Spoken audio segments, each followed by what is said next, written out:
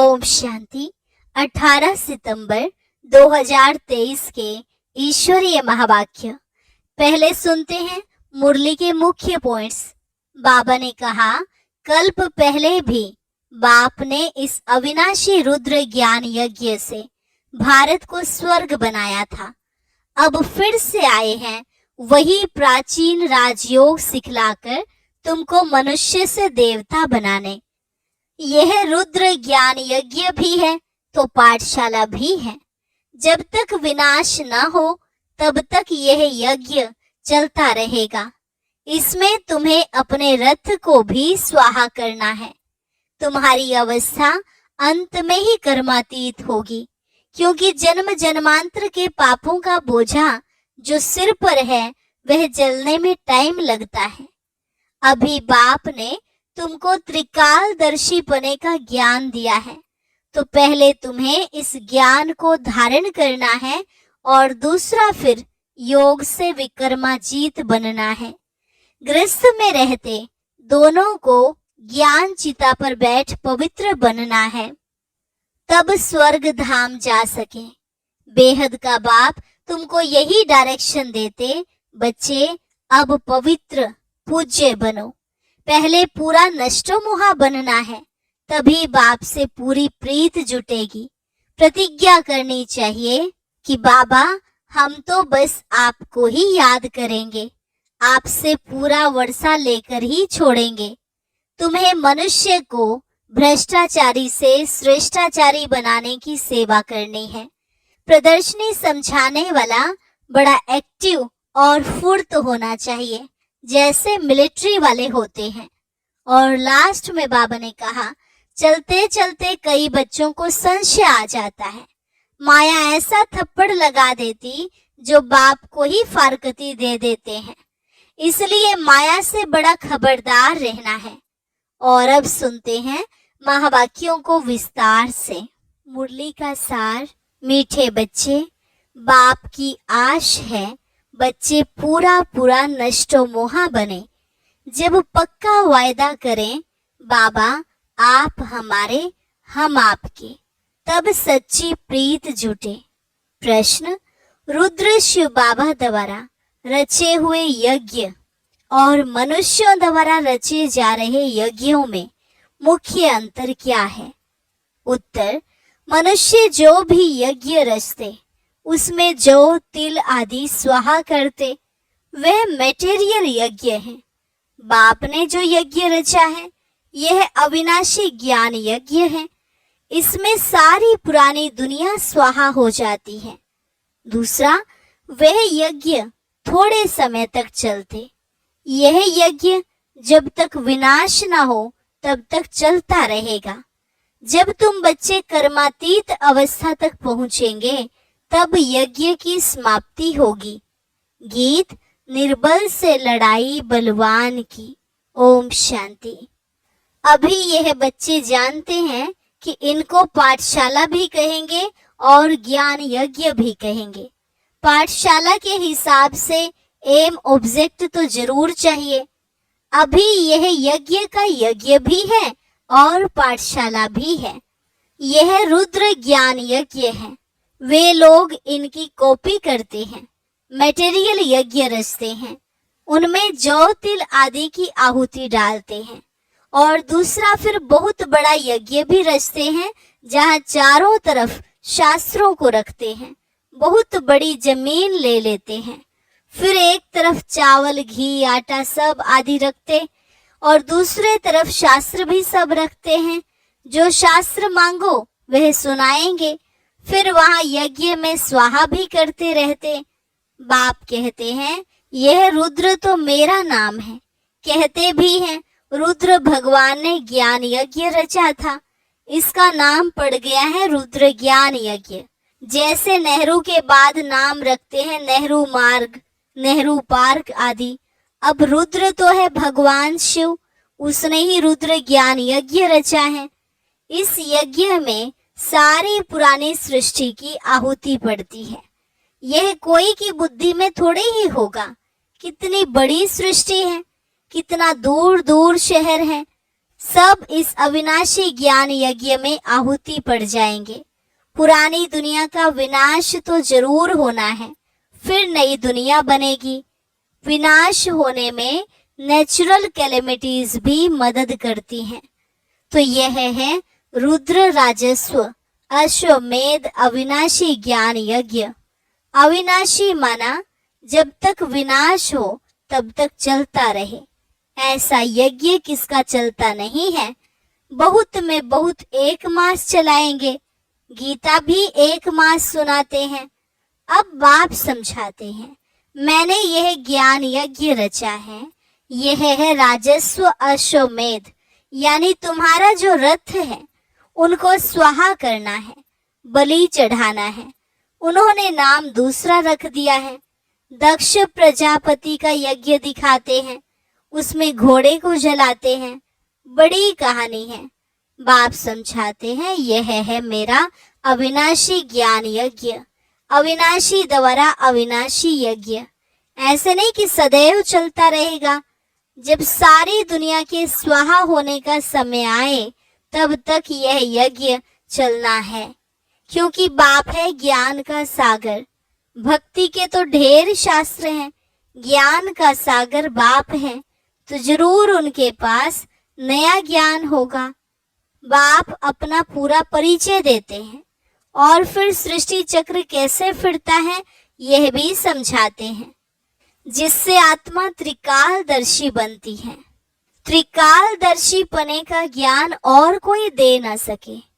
एक तो ज्ञान को धारण करना है, दूसरा तुम बच्चों को योग बल से विक्रमाजीत बनना है। जन्म जन्मांतर के पापों का बोझा जो सिर पर है वह जलने में टाइम लगता है। कितने वर्ष हुए हैं तो भी कर्मातीत नहीं हुए हैं। कर्मातीत अवस्था तब आती है जब यज्ञ भी समाप्त होता है। यह बहुत बड़ा भारी यज्ञ है। आसार भी देखते हो, तैयारियां हो रही हैं। आगे चलकर तुम देखेंगे नेचुरल कैलेमिटीज की भी तैयारी हो रही है। कभी जोर से फ्लड्स होंगे, कभी अर्थक्वेक, कभी फेमन, अकाल होगा। वो लोग तो गपोड़े मारते हैं कि 4 वर्ष का प्लान बनाया है, फिर अनाज बहुत हो जाएगा। अरे खाने वाले मनुष्य भी तो बहुत जास्ती हैं। सिर्फ मनुष्य थोड़े ही, टिड्डियां, मक्कड़ आदि भी तो खा जाते हैं। फ्लड्स आती है, बहुत नुकसान कर देती है।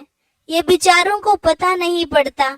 तुम जानते हो फेमन आदि पड़ना जरूर है, आसार दिखाई पड़ते हैं।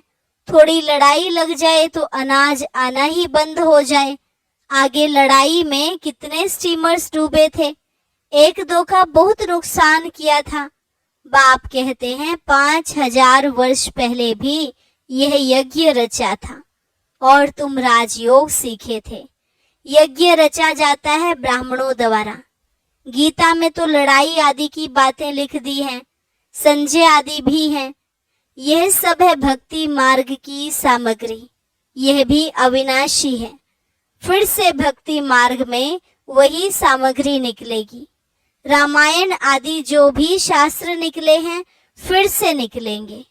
जिनों की राजधानी चली है, अंग्रेज आए, मुसलमान आए, ये सब होकर गए, फिर आएंगे, फिर भी पार्टीशन होगा। इन बातों को तुम जान सकते हो। तुम्हारे में भी नंबरवार हैं, कोई तो कुछ भी नहीं जानते। तो बाप समझाते हैं कितने यज्ञ रचते हैं, उन्हों को समझाना है। वास्तव में है अश्वमेध अविनाशी रुद्र ज्ञान यज्ञ, जो रुद्र शिव भगवान ने ही रचा था, श्री कृष्ण ने नहीं रचा। श्री कृष्ण का वही चित्र तो सतयुग में मिलेगा, फिर कभी मिल ना सके, क्योंकि वह नाम रूप देश काल तो सब बदलता जाता है। ऐसे तो हो नहीं सकता कि श्री कृष्ण आकर अपने को पतित पावन कहलाए। पतित पावन एक ही परमात्मा है। ऐसे नहीं कि तुम कहेंगे पहले से ही क्यों नहीं रूप दिखाया, नहीं, ऐसे थोड़े ही कि सब पहले से ही बता देंगे। तुम कहेंगे पहले से ही ज्ञान क्यों नहीं देते थे, एक ही रोज में क्यों नहीं ज्ञान देते, परंतु नहीं, ये तो ज्ञान सागर है, सो जरूर आहिस्ते आहिस्ते सुनाते रहेंगे। ऐसे थोड़े ही कि सब एक ही टाइम पढ़ लेंगे, नंबरवार पढ़ेंगे और पढ़ाई में भी टाइम लगता है। इसका नाम ही है अविनाशी रुद्र ज्ञान यज्ञ। अब यह तो कहाँ भी लिखा हुआ नहीं है, शास्त्रों में निमित्त मात्र सिर्फ अक्षर हैं। भारत का प्राचीन सहज राजयोग। अच्छा, प्राचीन कब? शुरुआत में तो जरूर इस अविनाशी ज्ञान यज्ञ से ही स्वर्ग बनाया होगा। बाप कहते हैं मैं आता हूँ कल्प कल्प संगम युगे। उन्होंने भूल कर दी है, टाइम भी बदल दिया है। फिर सतयुग की आयु लाखों वर्ष लिख दी है, गपोड़े लगा दिए हैं। यह तो है 4 भाग, स्वास्तिका में भी 4 हिस्से कर देते हैं। ज्ञान और भक्ति, आधा कल्प ज्ञान दिन, आधा कल्प भक्ति रात। ज्ञान की प्रालब्ध मक्खन मिलता है, भक्ति की प्रालब्ध छाछ मिलती है। गिरते गिरते एकदम खत्म हो जाते हैं। नई दुनिया को फिर पुराना जरूर बनना है। कलाएं कम होती जाती हैं, इसलिए अब इनको भ्रष्टाचारी विशेष कहा जाता है। आसुरी दुनिया है ना। तुम जानते हो इन भक्ति आदि करने से कभी भगवान नहीं मिल सकता। भक्ति तो करते ही आए हैं, बंद होती नहीं। अगर भगवान मिल जाए तो भक्ति बंद हो जाए ना। आधा कल्प भक्ति को चलना है। यह सब बातें मनुष्यों को समझानी पड़ती है। दुनिया नई कैसे बनती है, इसका चित्रों से साक्षात्कार कराना है। पुरानी दुनिया खत्म हो फिर नई स्थापन होती है। अब एग्जीबिशन, प्रदर्शनी आदि की किसी बड़े से ओपनिंग करानी होती है, मदद तो लेनी पड़ती है ना। उनको फिर थैंक्स दी जाती है, बधाई देने लिए तार दी जाती है। कितने बड़े बड़े टाइटल अपने ऊपर रखवा दिए हैं। श्री श्री का टाइटल भी रखा लिया है। श्री श्री बाप समझाते हैं, श्रेष्ठाचारी दुनिया थी, अब भ्रष्टाचारी है, फिर बाप श्रेष्ठाचारी बनाने आए हैं। वह फिर पहले से ही अपने ऊपर श्री नाम रख देते हैं। वास्तव में श्री लक्ष्मी, श्री नारायण सतयुग में ही कहा जाता है। राजाओं को श्री का टाइटल कभी नहीं देते थे, उनको फिर हिज हाइनेस कहते हैं। सबसे बड़े हिज होलीनेस लक्ष्मी नारायण की राजाएं भी पूजा करते हैं, क्योंकि वह पवित्र हैं, खुद पतित हैं। पावन राजाओं को हिज होलीनेस कहा जाता है। अभी तो हिज हाइनेस के बदले बहुत टाइटल सबको दे देते हैं, श्री श्री कहते रहते हैं।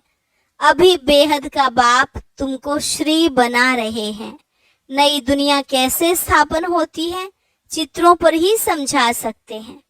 हम भ्रष्टाचारी से श्रेष्ठाचारी बनाने की सेवा करते हैं। आप ओपनिंग करो, उन्हें समझाना चाहिए कि सेकंड में जीवन मुक्ति गाया हुआ है ना। समझाने वाला बड़ा एक्टिव होना चाहिए, फुर्त होना चाहिए। मिलिट्री वाले कितने टिपटॉप रहते हैं। तुम बच्चों का नाम कितना बड़ा है, शिव शक्ति सेना।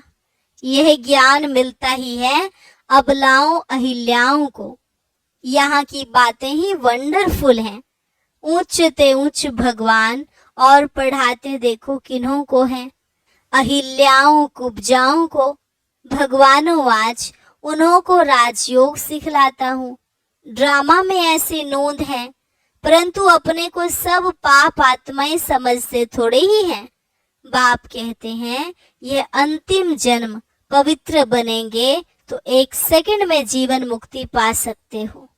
आते तो बहुत हैं, आश्चर्यवत सुनंती कथंती, बाबा का बनंती, फिर भी गिरंती और भागंती हो जाते हैं। ये शुरू से लेकर होता रहता है। सुबह को कहेंगे हमको पक्का निश्चय है, शाम को कहेंगे मुझे संशय है, मैं जाता हूँ, मैं चल नहीं सकता हूँ, मंजिल ऊंची है, मैं छुट्टी लेता हूँ। ड्रामा की भावी बाप को फारकती दे देते हैं। माया इतनी प्रबल है जो चलते चलते थप्पड़ लगा देती है। बच्चे कहते हैं बाबा माया को कहो थोड़ी नर्म हो जाए। बाबा कहते हैं मैं तो माया को कहता हूँ खूब गर्म हो। बाप कहते हैं खबरदार रहना, ऐसे नहीं कि माया थप्पड़ मार दे और तुम फंस पड़ो। तुम मांगते ही हो जनक मिसल, ग्रस्त व्यवहार में रहते जीवन मुक्ति पाए। बाप कहते हैं एक जन्म पवित्र बनो तो तुम स्वर्ग के मालिक बनेंगे। मनुष्यों की जहर से, विकारों से कितने दिल हैं, चलते चलते गिर पड़ते हैं। हम शादी करना नहीं चाहते तो गवर्नमेंट कुछ नहीं कर सकती है। समझा सकते हैं कि हम पतित बने ही क्यों, जो पुजारी बन सबके आगे सिर झुकाना पड़े। मैं कुमारी हूँ तो सब मेरे आगे सिर झुकाते हैं, तो हम क्यों ना पूज्य रहें। बेहद का बाप कहते हैं कि पवित्र पूज्य बनो। एक ही राजयोग का इम्तिहान है, कितने चढ़ते और गिरते हैं, हर एक अपना अपना पार्ट बजाता है। रिजल्ट फिर भी वही रहेगी जो कल्प पहले हुई होगी। यह ड्रामा है, हम एक्टर्स हैं। पूरा नष्टो मोहा बने तब बाप से प्रीत जुटे। बाबा बस हम तो आपको ही याद करेंगे, आपसे वर्षा लेकर ही छोड़ेंगे। ऐसी प्रतिज्ञा करनी पड़े तब ही स्त्री पुरुष दोनों पवित्र बन स्वर्ग धाम जा सके। दोनों ही ज्ञान चिता पर बैठ जाएंगे। ऐसे बहुत जोड़े बनेंगे, फिर जल्दी जल्दी झाड़ बढ़ना शुरू हो जाएगा। अच्छा, मीठे मीठे सिकिलधे बच्चों प्रति माता पिता बाप दादा का याद प्यार और गुड मॉर्निंग। रूहानी बाप की रूहानी बच्चों को नमस्ते। रूहानी बच्चों की रूहानी बाप दादा को नमस्ते नमस्ते, गुड मॉर्निंग। धारणा के लिए मुख्य सार। पहली पॉइंट, इस अविनाशी ज्ञान यज्ञ में अपने इस रथ सहित सब कुछ स्वाहा करना है। सर्विस के लिए बहुत बहुत चुस्त और फुर्त बनना है। दूसरा, माया कितनी भी गर्म हो, सावधान रहे, उसके थप्पड़ से स्वयं को बचाना है, घबराना नहीं है। वरदान, दया भाव को धारण कर सर्व की समस्याओं को समाप्त करने वाले मास्टर दाता भव। दया भाव को धारण कर सर्व की समस्याओं को समाप्त करने वाले मास्टर दाता भव। जिन आत्माओं के भी संपर्क में आते हो, चाहे कोई कैसे भी संस्कार वाला हो, अपोजिशन करने वाला हो, स्वभाव के टक्कर खाने वाला हो, क्रोधी हो, कितना भी विरोधी हो, आपकी दया भावना उसके अनेक जन्मों की कड़े हिसाब किताब को सेकंड में समाप्त कर देगी। आप सिर्फ अपने अनादि आदि दातापन के संस्कारों को इमर्ज कर दया भाव को धारण कर लो तो ब्राह्मण परिवार की सर्व समस्याएं समाप्त हो जाएंगी। स्लोगन, अपने रहम दिल स्वरूप व दृष्टि से हर आत्मा को परिवर्तन करना ही पुण्य आत्मा बनना है। अपने रहम दिल स्वरूप व दृष्टि से हर आत्मा को परिवर्तन करना ही पुण्य आत्मा बनना है। अच्छा, ओम शांति। अब सुनते हैं आज का अव्यक्त ज्ञान मोती। इसके लिए ऊपर दिए गए बॉक्स पर क्लिक करें।